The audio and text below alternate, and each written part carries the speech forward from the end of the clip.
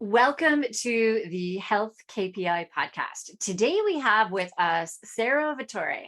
She is a peak performance coach, but she has faced challenges navigating multiple autoimmune illnesses that really manifested in ways that included like wrist disease that required surgery. She had hip and back pain, extreme fatigue, and from really, really high levels of stress and overwhelm. And she was determined to prioritize her health and well-being. And she made this really brave decision to leave her old career, and her journey through what she will tell us ended up with her getting into helping with peak performance now.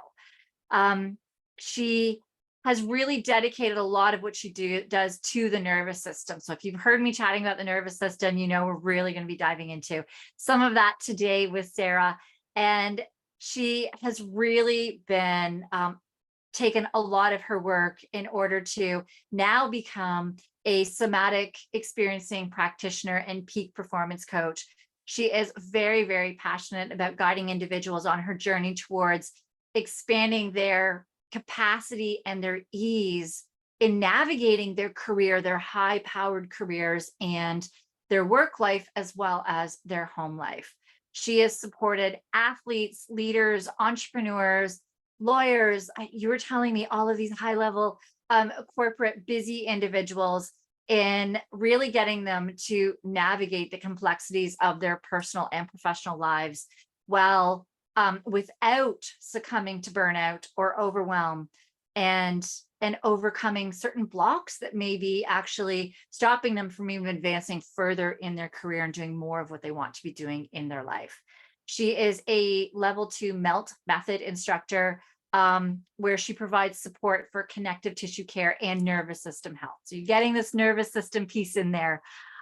Sara's also a somatic educator and leads with Lead Yourself Youth, and a mentor coach where she's sharing her wisdom and insights with others in her field. So she is coaching others in what she does with these high level performance individuals. So today, Sara has agreed to tell her story with diving into the nervous system and then telling us what she does now with these individuals to help them with their peak performance. So Sara, thank you for coming. We're so excited to have you here today. Thank you so much for that introduction. That was beautiful. I really appreciate you inviting me on and being here for this conversation. Yeah, so it's fascinating because both of our stories led us into what we do, and we're both working with people that do want to achieve that peak performance. So let's dive into your story first. What did get you to leave your job one day Yeah, and transition? sure. So I grew up just type A and always, doing the right thing. There was a right way to do things and a wrong way to do things. And so I, went to high school, went to college, and my senior in college, I got pregnant, surprise. And so it kind of started to take me on a more windy road around identifying sort of what I want and what I need versus what everybody else had wanted of me. And I went to school to be a guidance counselor while I was a single mom at night. And so right from an early age, all the way into sort of my young adulthood, I was just constantly doing. I would say I was stressed out, but I wouldn't say it was like an anxious mess. I was just doing. There was always something to do and a to-do list to make and the next step to go. And I just, didn't stop. And so I went to school to be a guidance counselor. And so after that program, I immediately got a job and stepped into the school and went, oh no, I don't want to work in a system. No one told me about system politics. Nobody told me that people were going to be sort of more, say, confrontational. There's like a lot of conflict in a guidance counselor role. You're at the same sort of equivalent as a teacher, but you're at the same level as administration because you're navigating different pieces and you're advocating for kids and you're dealing with parents and teachers, and there's a lot of conflict. So I quickly recognize that it was not what I wanted to be doing, but found myself in this career. And my father, who's an internationally known sports performance consultant who works with athletes and performers who have blocks or fears, said, oh, hey, come and work with me. You can leave at some point and start your own private practice.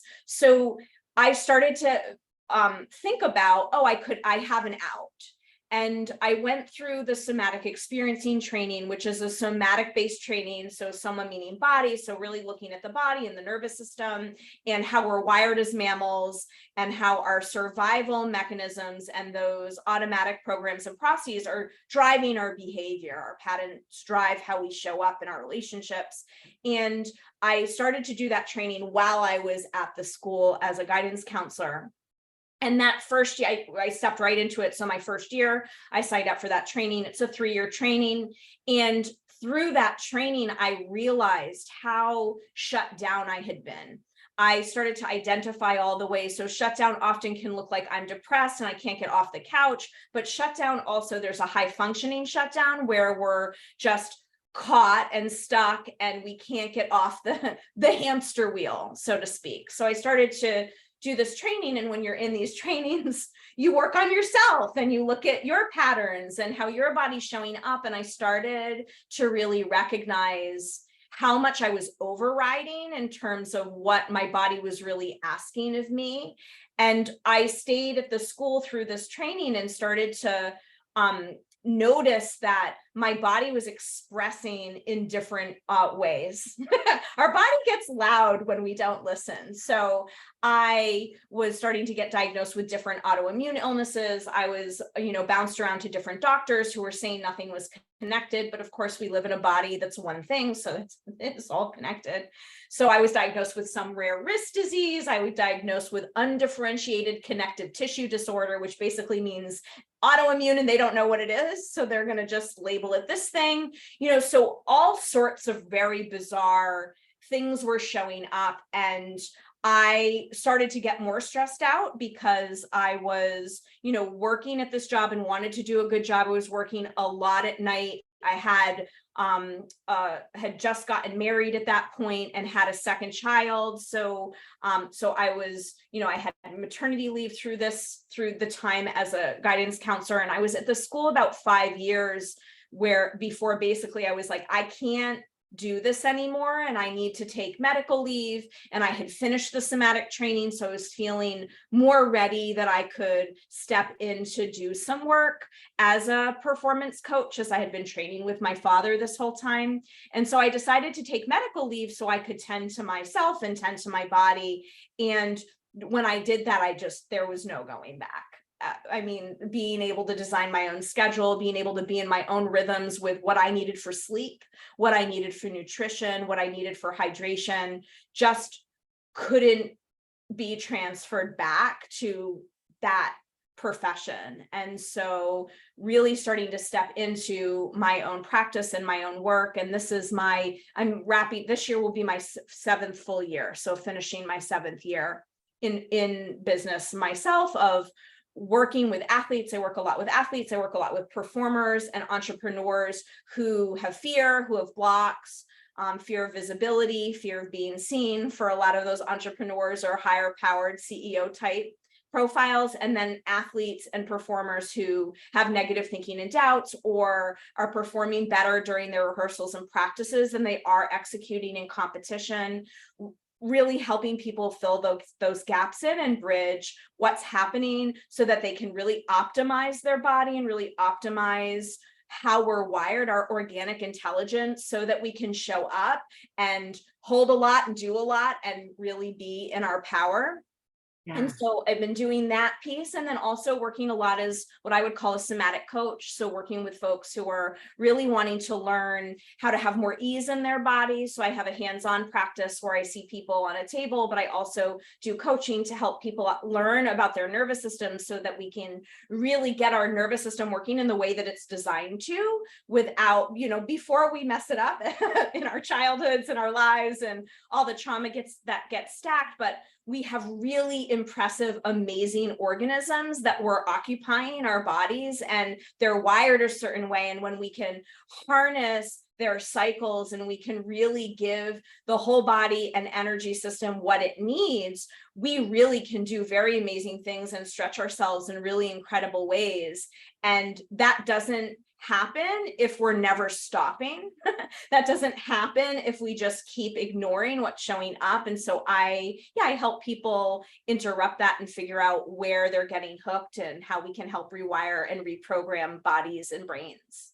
Amazing. I've taken notes. There's questions that I do have. Sure. There are things that you said. So first off, somatic, the word somatic, what does that mean for anybody listening that is not aware of what somatic means? Yes.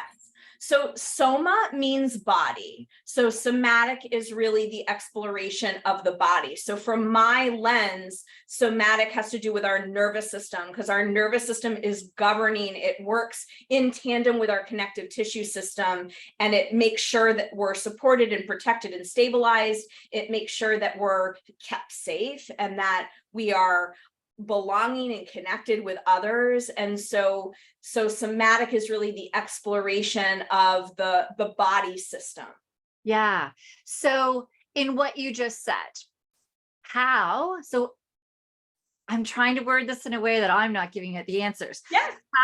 So how does, you just said to keep us safe, but also to protect us and do things. How does the nervous system do that in our body? Like break this down really. Yeah. So because we're mammals, that is sort of the foundation of our wiring. We're wired just like any mammal is out in nature. And so we're wired for one sole purpose, and that's to survive. And so our survival is taking precedent over whether or not we want to speak in front of 100 people, or whether or not we want to try skydiving, or for the divers, jump off the diving board, right? If our system, our body is sensing danger in any way, and I'm going to put danger in quotes because danger could be actual danger, right? Like when a diver or a gymnast is doing a skill, those things are dangerous to the body. We're not designed as mammals to flip and twist off a board head first into water, right? So when our body senses danger, we have automatic protective programs that kick online for us. And so many of you listening, I'm sure have heard, if you're on social media, that there are lots of buzzwords these days, right? So our body kicks into either a fight response, where we're going to fight whatever danger is coming at us. Our body moves into a flight response, we run away or avoid, and our body can move into a freeze response, which is where we're hesitating or feeling stuck and we can't move. That shows up in procrastination, or in certain sports, or even in singing or musicians that I've worked with. It shows up in I lose my voice as a singer. It shows up and I can't literally get my body to move off the diving board. I can't get my dive to go. So freeze can show up in lots of different ways. Our systems can move into sort of something called fawn or appease, where we're just making sure everybody else around us are okay and all that. And that's how our behavior is, making sure that we're not going to upset anybody. So we have these automatic programs that are there. And so when our body is sensing danger, these things come up automatically, and they're shaped also over time from our experiences that we've had, from the family systems that we've grown up in, from our ancestors' wiring. So our parents and our grandparents and their grandparents, all of that is already programmed when we come into the world around how we're going to be safe. So we have some default responses. So for me, both my parents grew up in pretty traumatic households. So from initially, my wiring was I worked really hard to not make sure no one was mad at me. Mm-hmm. That was really how I just was always a little bit on edge, or a little bit worried that someone was going to be mad. And that was from my mom would tell me stories when I was 2, I would crawl towards something I shouldn't, and she'd just look at me funny and I would move the other way. So we come in with some of these patterns already, and then others are forged through our lives, we get kind of imprinted based on our experiences. We might have been embarrassed at school or, for showing up in a certain way. And so now I'm scared to sort of speak my truth or set a boundary. So there are all these different ways that these survival mechanisms kind of play in our lives and interrupt us from functioning and operating the way that we want to. And oftentimes, like, we can do a lot of therapy or like know in our brain, like what we want to do differently, but my body, right, isn't lining up with what I'm thinking. So I can have good awareness that I don't want to snap at my kids, but then I'm just finding myself screaming at them, right? And so that would be sort of a fight response that's like a little bit active. Yeah. So we can learn and recognize how we're showing up so we can bring our body into more regulation so that things are working really well. So I can get mad and come out of getting mad. Yes. Right? Or I can feel nervous and come out of being nervous. I'm not getting stuck or trapped in any one state, because, when I'm in a survival state, when my body is sensing danger, right? And even just the chronic stress that we're all living in, given the world that we live in, there's, every time you turn on the news and you're listening to what's happening everywhere, like, or we're, in conversations about this hardship or the shootings or what's going on in other places in other countries, like, we're living in a very heavily saturated, stress-induced environment right now. So even if we don't necessarily feel stressed out all the time, we're saturating in that in different ways. And so our body is then producing these chemicals, adrenaline and cortisol, because it's sensing that there's danger and it's gathering and getting ready to protect us. And our bodies aren't designed to be constantly expending those chemicals, and that's what starts to break down our systems. That over an extended period of time then is what causes depression, it causes cancer, autoimmune illnesses, all the things I know we're here to talk about preventing. And that starts with, from my lens, really helping the nervous system come back into more healthy, coherent regulation. Yes. And so if we're looking at this as well from the lens of like corporate business entrepreneurs, we're looking at it as like, let's say that there was a situation with, as you were working your way up, there was somebody in a place of management above you that was themselves totally dysregulated in their nervous system and always getting mad at you, always micromanaging on you, all of this stuff. And then you tell yourself, when I get into that position, I'm not going to be that way, but you may become reactive on the other side because that has imprinted something in your nervous system. Exactly. So it can affect the way you are a leader. It can affect, let's say that earlier in your career as well, you made a mistake in a deal. Yeah. And that can still sit with you every time you would do a deal in your future. You may be moving up in your career, but you also may find that there's certain deals you're not closing and there's certain deals you are closing. Yes. Love these examples. Yeah. So that's where you're knowing that, oh, I need to deal with that, the way that that affected my nervous system. Because we do think quite often as these big traumas, but they're not. Or I also have a situation as well with a colleague where, and this happened to a lot of people during COVID, where they had to lay off a lot of people. Yeah. That alone is traumatic, that you worked high up in a business, you had all of these people working under you, and you now had to lay them off. That now moving forward since COVID, there are some people that are putting so much on their plate because they don't want to bring in more staff, because they don't want to have to let them go again, because their nervous system is sitting in with that. Exactly. So there's all these ways that we can start looking at this with business, with corporate, as to how these can be affecting you from actually moving forward in your career.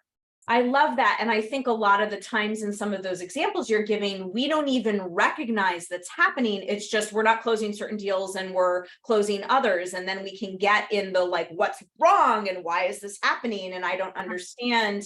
And often, always there is sort of a patterning that's underneath that, that's then sort of facilitating those behaviors or those patterns. Yeah. As well, expectations we put on ourselves at the beginning of careers as well is that, okay, I need to perform this way. I need to do this. And so I need to work and work and work and work and work to achieve that. And once you've achieved it, instead of taking a step back and going, okay, now I'm actually more efficient in things. I'm better at getting my, my KPIs. I'm better at getting in what is being asked of me. I'm getting my numbers in, everything is showing, but that nervous system has been trained that you need to work at that pace and work at that direction to keep the same stats, when in fact, what you're doing is filling a lot of that time now with busy work that actually isn't helping your KPIs. Exactly. Yeah. Right? So that's where as well, really diving into understanding how this nervous system works. Yes. So with what I do, as we were talking before this, is that's where I love tracking the HRV and stress, where your stress tolerance is too, because we can start seeing when you go into certain deals, we'll notice that your HRV, like it will, especially with the Whoop band where they track your stress monitor, you can actually track your stress at moments in time. You can find, even with, let's even say a diver, certain dives, their HRV doesn't go up. Right. But one dive does. Yeah. Oh, it's that dive that is causing that nervous system to cause. So we can also find out at work if your stress marker is going up, if it's when you're around certain people, if it's when you're doing a certain task, if it's when you're working on a certain project, if it's when you're doing a deal, we can be like, oh, this is where we need to be focusing on because this is what the data is showing us. Yeah. Love that. Yeah. So with that then, so we have this good foundation of the nervous system, but there's something else that you said in your story as well. And that was about where people are being stuck. You said that there's that freeze almost where people come sometimes stop, but there's that one where people work and work and work. They start doing more. They do the busy almost to, because the nervous system just feels it needs to be on all the time. So what does that look like to different careers? So can you give me 3 of the careers of people you work with? I know you had mentioned lawyers, I believe. Did you say real estate? Yeah.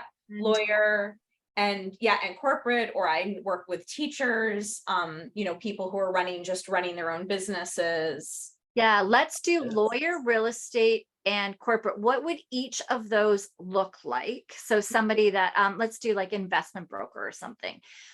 Let's do each of those. What would that look like when their nervous system is dysregulated and it's showing an overworking? What habits or behaviors or things do you feel that they would be doing?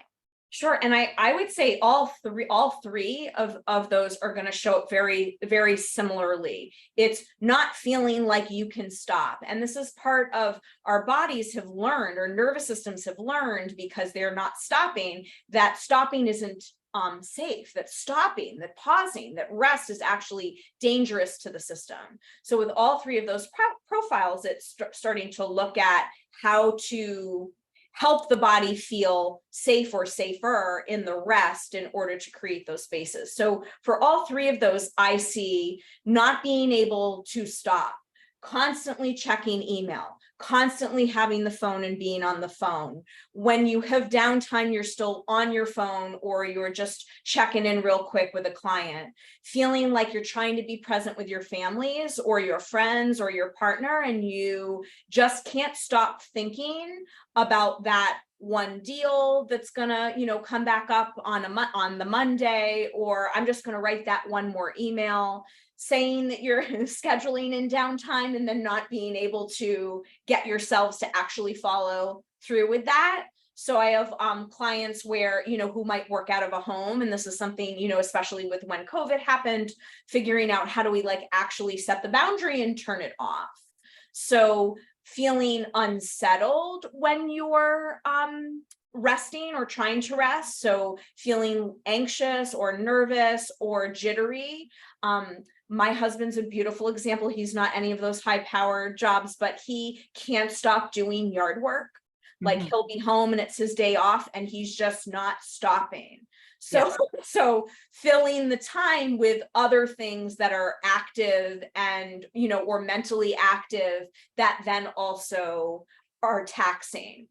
Yeah. Other things that I see also would be sleep concerns, like not being able like to feel like you get a good night's sleep, having trouble falling asleep, or once you fall asleep, getting up 5 or 6 times in the night, gut issues, feeling like you're not able to digest food, skipping meals, you know, running on coffee.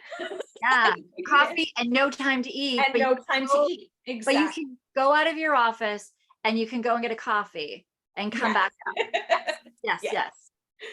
Yeah. So those are some of the things that I And see. something you said brought back memories as well of when I used to work at the gym. Yeah. And I have all these high level clients and they're like cycling Yes. crazy amounts of cycling, which in one hand sounds really good, but not taking into account that they're never, ever, ever giving their bodies rest. Mhm. And that's where too, I love the trackers because I can look at it and be like, you had no non-activity time. Like you can see, you can track, like I don't look at the calories or any of those things, but I'll look at their active time and I'm like, you had like you were up for 18 hours and you had 18 hours of active time. You know? Yes. And they're like, oh, but I was doing what I'm told. I was doing my stress thing. I went for a long cycle. I'm like, oh, how long was it? Oh, 150 kilometers, you know? And you're like, okay, you went for a 150K ride. Did you fuel yourself before then? Did you fuel after, during? How was it during the day? Did you like also get your heart rate up during the day? Like what happened? And you can start looking at that and breaking it down instead of seeing like, because you can see that stress marker and it's all up there. Like, oh, but it was all good stress. Right. And I think that's a really important point because when we're stuck in that pattern, when our body doesn't know anything different, it's going to do everything in its power to make sure you stay highly active and have a lot of output. So at the beginning, when we're starting to look at this stuff and starting to be in reflection, you have to really intentionally interrupt like yourself from going to the gym, for doing, you know, can we do a half-hour ride to get a little bit of the sweat flowing and then be, and then see if you can take a hot tub or get in the shower and like, giving yourself the down regulation so we can start to train that in your system. Right. And like we talk about too, the nervous system is being like a muscle where the more you work, the stronger it gets, the quicker it is. Absolutely. That stress nerve, that even though, yes, it's a lot of good stress, you're closing deals, you're making money, you're building and scaling and growing this business, and you're doing these like 150K bike rides and you're pushing your heart and getting your blood pumping. Yeah, that's amazing. But think of how strong now that nervous system is. And where's your resting system? Have you done any training on that resting nerve? Right. And if you can't, then how is that resting nerve not going to be overpowered in your sleep? Right. And I would also add too, and you're compromising your potential by not interrupting the cycle and being able to be in the rest cycle as well, because we're not designed to be 100% of the time 100% on output. That's not how our bodies are. We're cyclical beings. So you work with high level athletes, and this is great because we can think, it's fascinating how we don't translate this from like corporate pushing, growing and scaling a business to a pro athlete. Yeah. A pro athlete pushed and pushed and pushed, always was training, wasn't getting enough fuel for themselves, wasn't getting enough sleep. Where would your pro athlete be? Not a pro. Right. They would not be getting on that podium. So what would you like, what percent, I know you can't really say percentage, I don't know how to, you can help me word this better. Sure. But what balance would you be between being in that stress nerve training to Mhm. their highest potential so that they peak during competition, and rest and recovery? And what is rest and recovery? What does that look like? Yeah. Yeah, and I think it varies from athlete to athlete and how old people are and what schedules are like, but it in general for everyone, whether or not you're like a high high powered entrepreneur or you're a high powered athlete, we're having to, as a culture and society, retrain our ability to rest.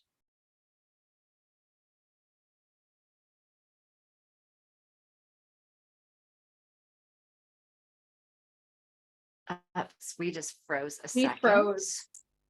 There we go. But there we go. We're back. All right. Yeah, great. Sorry. So go again. Yeah.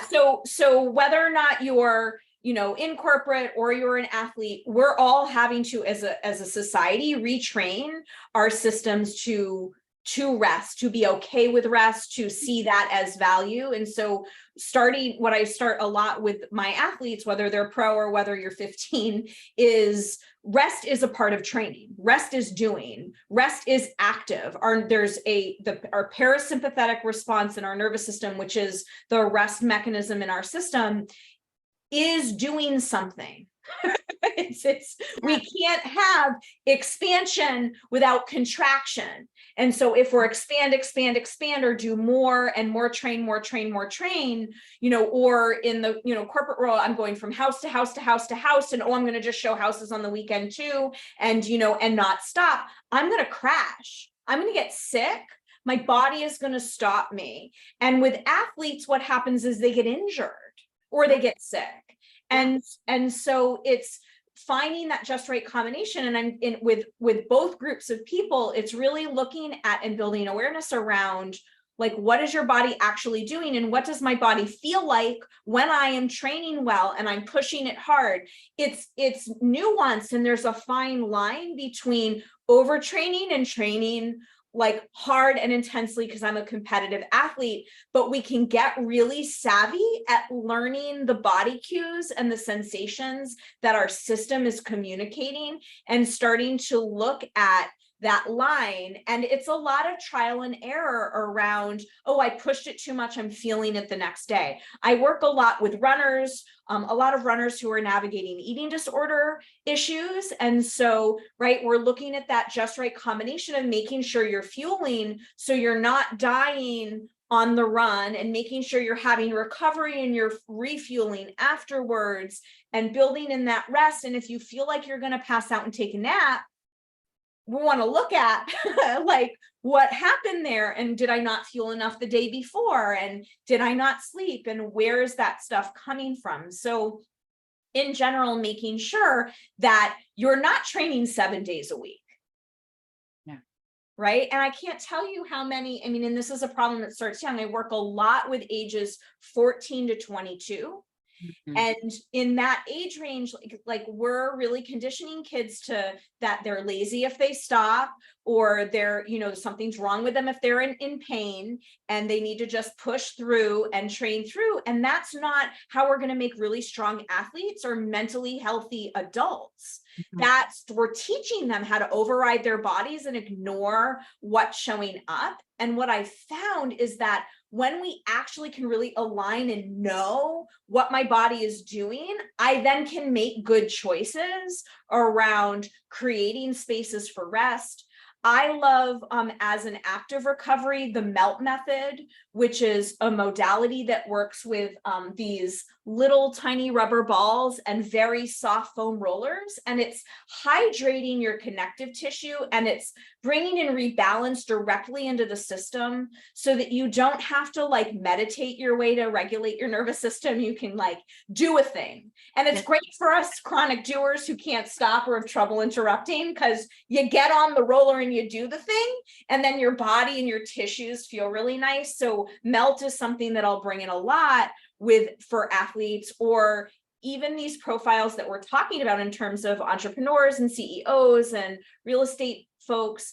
being able to have something, a tool, it doesn't have to be meld, it really can be anything that helps your body settle. We're bringing those things in so that you can start to experience what rest actually feels like, and then experience what your productivity feels like when you build in rest. Because once you get a taste of that, you don't go back.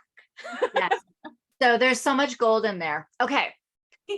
So basically what you are saying is an athlete cannot get on a podium without rest. And so why do we expect that a CEO, high corporate America should be able to have the focus, the power, the performance ability without ever giving themselves rest? Exactly. And I think what's really important there is that the fact that we expect ourselves to have access to really good ideas and high focus and being able to not stop without rest is ludicrous, because it's not how our body is designed. Right. And we can't ignore the fact that we're living in an organism. This body is designed in a particular way. And for me, when I first started my business as a new entrepreneur, I found myself in the same cycle very quickly that I was when I was at the school. I started to say yes to everything. People were inviting me to teach. They were inviting me to do this. I was seeing a million clients. I said yes to being on boards. And then all of a sudden, a year and a half in, I was like, oh my God, what did I do to myself? Right. And I wasn't optimizing my ability to perform in my business. And then I spent the next couple of years releasing everything. And what I found is when I harness my cycle, when I actually build in rest, when I allow myself to work till 1 a.m. when I'm in a creative spurt, but then I give myself rest, right? When I'm harnessing the cycle, I then am doing way more work than I ever could. I'm homeschooling, I'm running my business, I'm running my home, I'm holding all these pieces, and I'm not getting sick. And my body's not collapsing in the way that it used to, because of prioritizing the rest and the active care for our nervous system. Absolutely. And so there's a book that 10 times, not 2 times. I don't know that by Benjamin Hardy and Dan Sullivan. And it talks about too, that when you're going for these really big goals, if you actually have a 10 times dream of what do you want to be like? So for this could be like an Olympic dream for a 15-year-old that maybe it's like 5 years away for the Olympics, but that's their dream. If they actually start thinking about what do I need to do to be an Olympic athlete, then they start doing those habits now. Yeah. 80% of the stuff that they were doing, it'd be like, that won't get me to the Olympics. This won't. So you start paring it down. So for me, in my business as well, I find this fascinating, was that I had my kids in school. I had to pull. So last year, we're actually finished just a school year. So the school year before, I was getting calls all the time to come get my son from school. It was a mess. And so I was trying to figure him out and all of that stuff, that I eventually just pulled him out Tuesdays and Thursdays. I knew that I had Monday, Wednesday, Fridays. And then this year he was out full time. Yeah. So, okay, I need to scale down this business stuff. Yes. I'm like, what is my 10 times goal? And I started thinking about, oh, well, that's my 10 times goal. In all of this time that I was home Monday to Friday, 9 to 3, was doing this, and this. And I'm like, but those aren't really going to get me to really what's going to be getting my clients what they need. And that I pared down all of these things that I was doing, and I'm working half the hours, right, and my business is succeeding better than it was when I was doing double the hours. So sometimes we just get in these things where we're thinking and going so far ahead. Right. And then I'm homeschooling and I'm more active and present with my kids then. And now my second son is joining us this year coming, because homeschooling has really, really come a long way. It's phenomenal. Awesome. But it's just fascinating how, yes, when we really stop and dial in on, are all of these things that we're doing really getting us to our goal? Like, are they really? Right. And paring that down. And so onto another thing that you were saying, well, but that line between overtraining and undertraining, Yeah. that's into where I love tracking HRV, because Yes. you should, after a very, very tough workout, or after a very, very productive day that is working on those 10 times things that I'm saying, not the 2 times, not Yeah. just, but if you are really in a big negotiation or a big deal, or working on like a huge project with somebody, your HRV should take a hit. Yeah. Doesn't matter, mental or physical. The thing is does your HRV go up the next day? Mm. So with a workout, and this can be anybody working out, in on the Whoop, they have green, yellow, and red. And if you you should get into the yellow or red after a tough workout day. And that's too with, you should know you have tough workout days. There's other days that you do a workout and it should still keep you in the green. Yeah. So if you go down into that yellow, or even into a red, if it was like maybe your main event day, Mm-hmm. might go into the red. But how many days does it take you to get back into that green?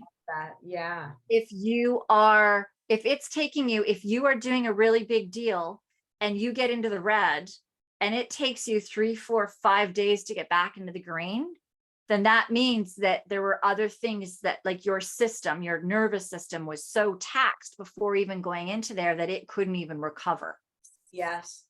So that's where I like love these trackers for performance, because we can really Yes. dialing in, and then we know, ooh, we need to be adding these other tools in here. So the tools, like you were saying with melt, or and that's the thing you were saying as well with rest. Rest doesn't have to be sitting on the couch watching TV. And for some people, that's their thing. It's so not mine. I'm like you, I'm an active, I'm a doer.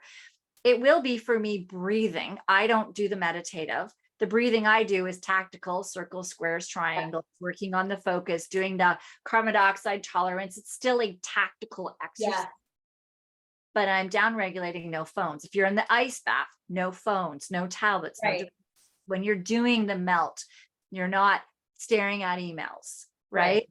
So you can still be actively resting Yes. and working that nervous system.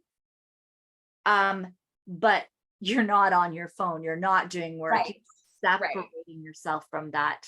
Yeah, because I would say with the phones, they're the phones, or even watching TV. And again, I mean, I love a good rest on a couch and watch TV.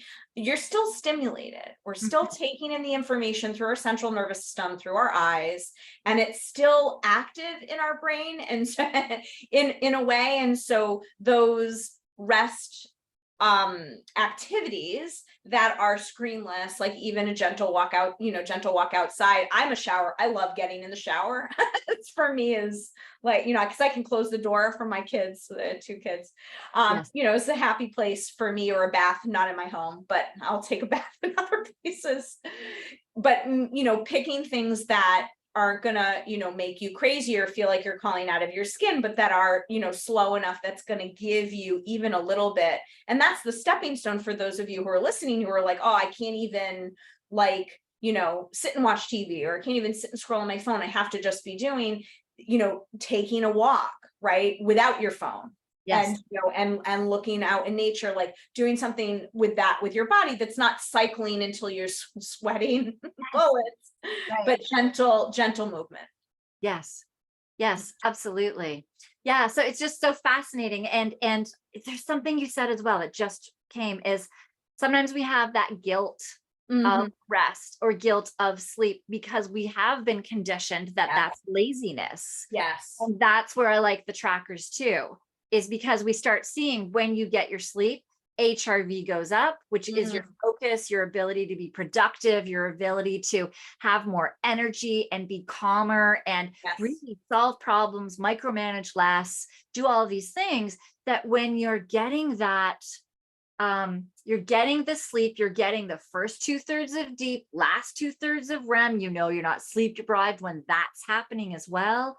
And your HRV is going up, that when you track it, you're like, oh, this is actually helping my business, this is helping my family relationships. This is helping me be present with my kids. And you start seeing that data, it takes the guilt sometimes out of going to bed a little earlier. Yes. Of Yeah. computer away.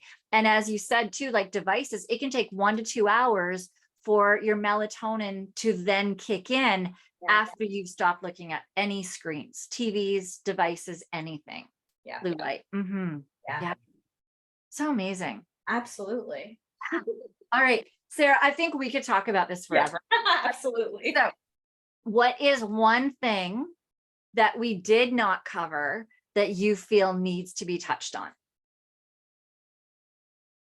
I think for anyone listening who is wanting like really to like just a starting point with this kind of information, who might have just started to listen to you and just started to track all of this, or is feeling like they can't stop, one of the things that I start with clients that I just want to offer as like a takeaway that you can do at home is just starting to notice some of the main ways that our nervous system communicates to us. And so my favorite ones are noticing when I have to go to the bathroom, because we all go to the bathroom all the time, but how many of us are overriding that instinct? Just one more meeting. I'm just going to make it through the end of this movie. I'm just gonna drive here and then come home. But can we start to acknowledge and really be in allowing our body to have the communication and then following through? That's where some of this repair comes in. So I usually start with bathroom, and then also food, noticing like if you're hungry, like starting to recognize hunger cues. A lot of people that I start working with initially just like are completely cut off from like those real body signals that are happening, particularly around food. So, noticing that. And then the third one would be sleep, resting when we're tired or pausing when we're tired. And I know when we're feeling busy or we're feeling like we're caught in the hamster wheel in the cycle, it can feel hard to follow through with those things, but just the recognizing of them at first, like, oh, I actually have to pee. Oh, okay. Like, even if you don't then go to the bathroom, but starting to notice that really can help bridge with some of the data pieces that we're talking about with the tracking. Like, then we can start to really build in more health in the system by observing what's actually just happening in our bodies. Yeah, no, that was great. I love that. It's an amazing spot to end on. I love it. So how can people find you? We will absolutely, you gave me so many great links and information. I love it. Everything is in the show notes. Yeah, great. For anybody who is listening who wants to go right now, where can they find you? Yeah, so I have two websites, saravatore.com. Sara doesn't have an H, and that's my somatic coaching website that has my offers on there for one-on-one work, and I have some retreats on there for individuals and couples to come and do a lot of like training your body to have the spaciousness. So those are my favorite. And then you can also find me for my sports work and more of the performance focused work at peakperformwithsara.com. Amazing. All right. And there are other links as well. Sara has them all down in the show notes. So definitely go and check those out. All right. Thank you, everybody, for listening. We so appreciate you. My links as well are in the show notes below. If you would like to work with me, there is a link to book a call, 15-minute call, just for us to see how well we would work together, and then to talk about next steps. Everything is in the show notes. So definitely go ahead. Don't forget to like and follow this podcast, as well as any of the social media or information that Sara has provided as well. That's how more people are able to find us, and we so appreciate you for that. Thank you, and we will see you in the next episode.